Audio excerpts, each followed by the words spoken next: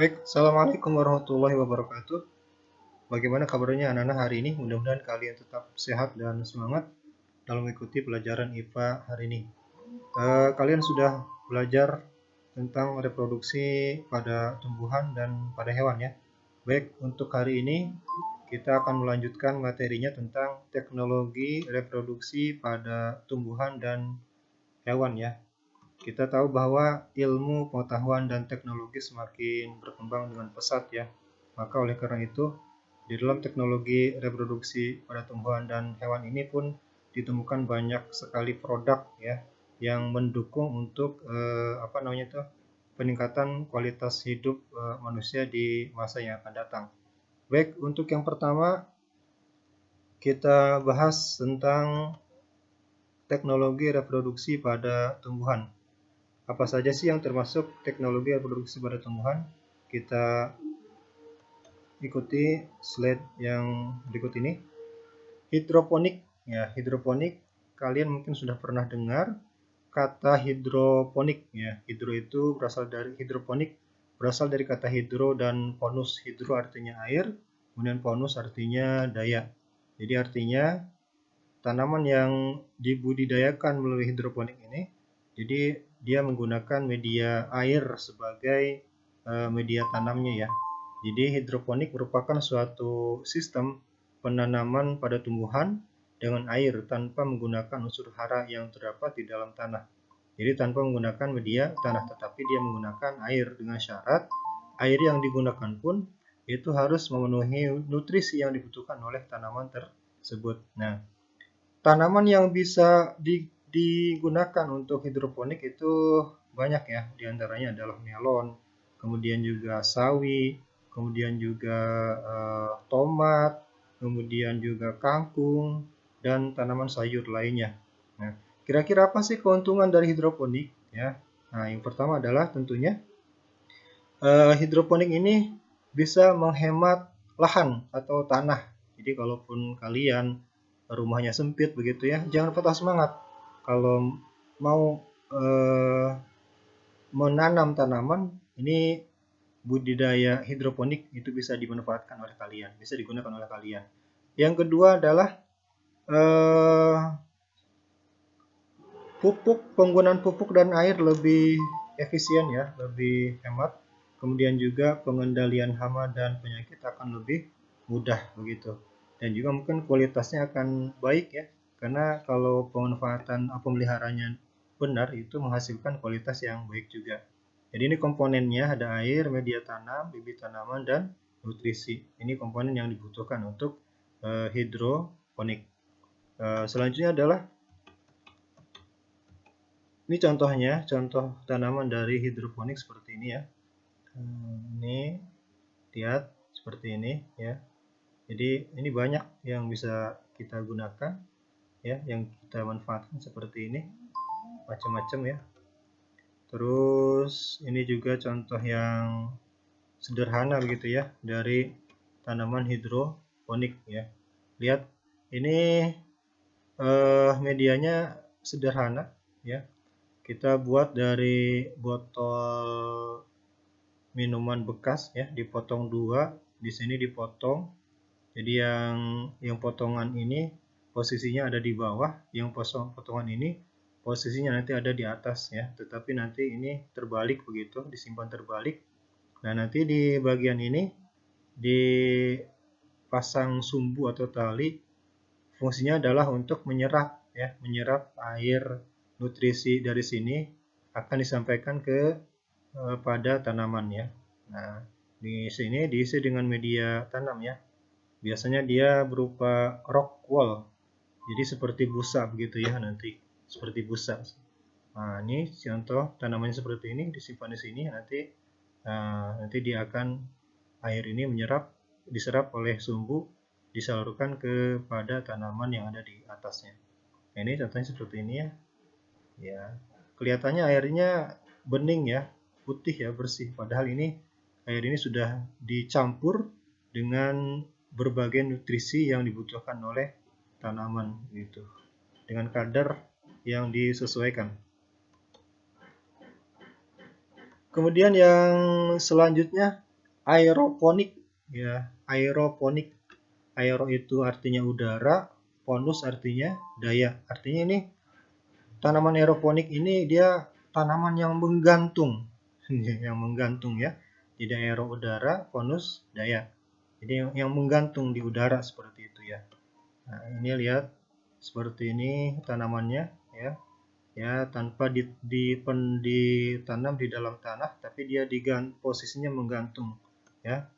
Aeroponik merupakan suatu cara bercocok tanam sayuran di udara tanpa penggunaan tanah. Itu sama ya.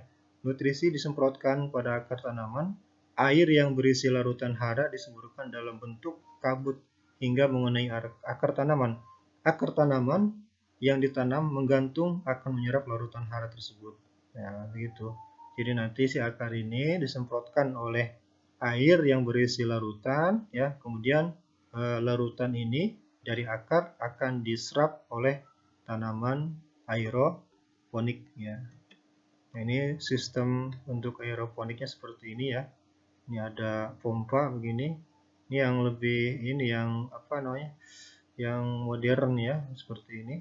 Lihat nanti akan dari pompa ini akan disemprotkan air ke dalam akar tanaman. Tanaman yang bisa ditanam untuk aeroponik sama ya seperti hidroponik, jenisnya sayuran seperti tomat, kemudian sawi, kemudian kangkung, ataupun tanaman sayuran lainnya itu bisa digunakan untuk aeroponik. Nah, ini kelebihan dari aeroponik ya. Ini pertama menghemat air ya, karena dia sistemnya adalah disemprotkan air itu ya, artinya itu tidak mubazir air yang dikeluarkan. Kemudian juga mengurangi jumlah tenaga kerja manusia yang terlibat. Kemudian juga akan menerima banyak oksigen karena dia posisinya menggantung ya, seperti itu. Kemudian oksigen tambahan yang tanaman terima dapat meringankan pertumbuhan patogen berbahaya. Kemudian tanaman dapat memanfaatkan karbon dioksida yang kaya oksigen di udara untuk melakukan fotosintesis. Ini keuntungan dari aeroponik. Nah, selanjutnya kultur jaringan. Ya, kultur jaringan. Mungkin kalian baru dengar ya apa itu kultur jaringan? Kultur jaringan merupakan sebuah metode pengembangbiakan tumbuhan dengan cara mengambil sel ataupun jaringan sel pada suatu tumbuhan yang selanjutnya akan diletakkan di tempat yang terdapat nutrisi serta zat pengatur hormon. Nah, apa sih keuntungan dari atau tujuan dari kultur jaringan? Yang paling penting adalah dari tujuan dari kultur jaringan ini menghasilkan bibit tanaman dengan jumlah yang banyak dan dalam waktu yang singkat. Jadi intinya si kultur jaringan ini tujuannya adalah dia itu menghasilkan ya bibit tanaman dengan jumlah yang banyak gitu kan. Tetapi waktu yang dibutuhkan itu sangat singkat, tidak seperti menanam biasanya seperti itu. Ini contoh dari apa namanya kultur jaringan. Jadi nanti si bagian tanaman ini setelah diambil dari tanaman induknya itu akan ditempatkan di media toples ya, di dalam toples seperti ini. Tapi toples ini mengandung nutrisi dan diatur suhunya sesuai dengan kebutuhan ya. Maksudnya mengandung nutrisi yang dibutuhkan oleh tanaman ya. Nah, ini nanti bagian pucuk atau bagian atas diambil juga boleh, bagian tengah batang juga boleh diambil. Nah, nanti dipindahkan ke dalam tabung reaksi ya yang berisi alkohol ya dan NaOCl 5%. Nah, dibiarkan sampai dia tumbuh ya kurang lebih 12 sampai 24 jam selama 5 hari ya. Nah, terus sampai dengan tumbuh munculnya tunas ya. Kemudian diulang-ulang terus. Nah, sampai dengan tunas itu tambah banyak, baru nanti dari kalau tunasnya sudah kira-kira banyak dan siap untuk dipindahkan, maka nanti dipindahkan ke media lain ya, media tanah. Nah, setelah dipindahkan bibitnya, lalu nanti dipindahkan lagi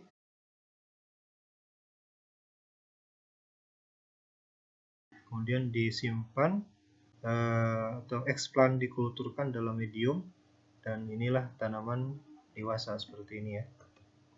Lalu yang selanjutnya veltikultur ya, adalah suatu teknik dalam perkembangbiakan tumbuhan dengan cara membuat instalasi khusus secara bertingkat untuk menanam ya. Jadi lihat seperti ini ya bentuknya. Mungkin kalian juga sudah pernah lihat ya. Jadi ini dalam posisi berdiri ya si pipa ini, kemudian di pinggir-pinggirnya dikasih bolong ya seperti ini. Nanti di pinggir-pinggir ini itu dikasih tanaman. Nah, nanti tanaman ini akan tumbuh di bagian pinggir-pinggir bagian pinggir si pipa itu ya. Nah, kemudian kira-kira apa sih keuntungan dari veltikultur ya? Veltikultur ini yang pertama jelas ini juga menghemat lahan. Jadi tujuannya adalah bagi mereka yang tidak mempunyai lahan yang luas, itu bisa digunakan dari veltikultur, bisa menanam dengan cara veltikultur. Kemudian selain itu juga penghematan pemakaian pupuk dan pestisida, karena di dalam wadah terbatas ini artinya maka si pupuk dan pestisida tidak akan digunakan melebihi dari proporsi yang dibutuhkan ya. Kemudian juga pemeliharaannya mudah karena emang pengawasannya mudah karena ya posisinya mungkin di depan rumah kita ya, atau di lahannya di depan rumah kita. Kemudian juga selain itu hasilnya berkualitas dan sehat ya, karena itu kita yang menentukan sendiri ya. Ini keuntungan dari veltikultur. Nah, sedangkan tanaman yang bisa digunakan untuk veltikultur ini ya tanaman sayuran ya, seperti sawi, kemudian tomat, kemudian kangkung, kemudian juga wortel, kubis, ini bisa digunakan untuk menanam metode veltikultur ya. Selanjutnya adalah teknologi reproduksi pada hewan. Ini lihat, ini kambing Dolly ya, hasil dari cloning ya, atau hasil dari teknologi reproduksi pada hewan. Yang pertama hibridisasi ya, artinya mengawinkan dua jenis hewan atau tumbuhan yang berbeda varietas dan memiliki sifat-sifat yang unggul. Jadi hibridisasi ini kawin silang. Misalkan sapi Australia dikawinkan dengan sapi Indonesia, atau sapi yang yang unggul, yang itu bobot dagingnya besar gitu kan, itu dikawinkan dengan sapi yang tidak unggul ya, begitu, menghasilkan sapi yang unggul ya. Nah, tujuannya adalah menghasilkan produk yang unggul, menghemat biaya, mempercepat produksi, dan memperpanjang umur atau usia. Lalu yang kedua, inseminasi buatan atau kawin suntik ya, yaitu proses memasukkan sperma hewan jantan pada hewan betina dengan alat tertentu.